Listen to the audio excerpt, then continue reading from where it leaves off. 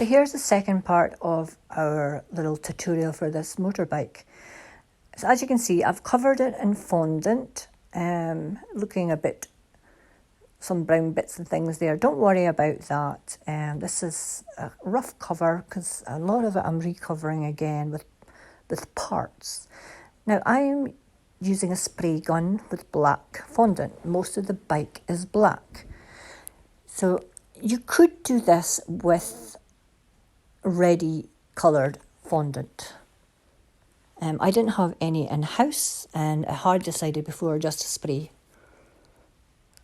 paint using my spray gun. If you haven't got a spray gun, really think about getting one, especially with sculpted cakes. They're great fun, they're very easy to use, very easy to clean. I don't use any fancy products to clean it or machines or anything like that.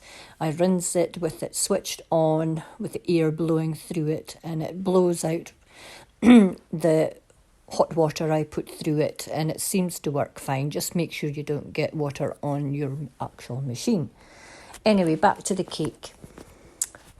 Yeah, it's all going to be black, more or less, apart from some silver parts. And this one is going to have some pink wheel trims requested by the person that ordered the cake. Their bike is actually black wheel trims, but I think for the birthday they were getting pink. So yeah, you'll see me adding that on. So once you get the whole cake sprayed, remember when you're using the spray gun, don't overspray one area. Spray a little bit on one part and then go back and do another coat, bit by bit. So this cake was quite a lot of fun to make. Didn't have a problem at all with it. Maybe some of you beginner ones can try and get at least the shape of this to make the cake.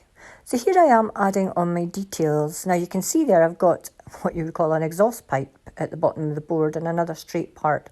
I wanted to leave them a little while to get a little bit firmer. It has got tylose powder through it because I didn't want the exhaust to actually be like a snake on it. But I needed it to bend slightly to fit over onto the tyre. So don't leave it too long with the tylose powder because when you try and put it on, it may crack if you're trying to bend it slightly.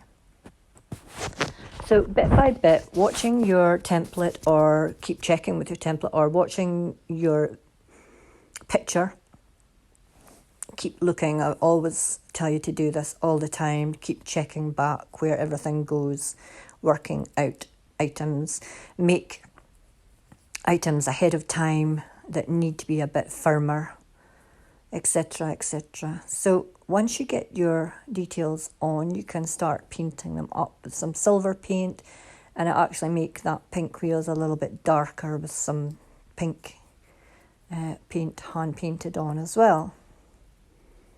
Just putting on a little number plate there. And it's how far and how much time you've got for details for the price you have quoted. Sometimes I get carried away and I keep going and going and going when I should actually have stopped.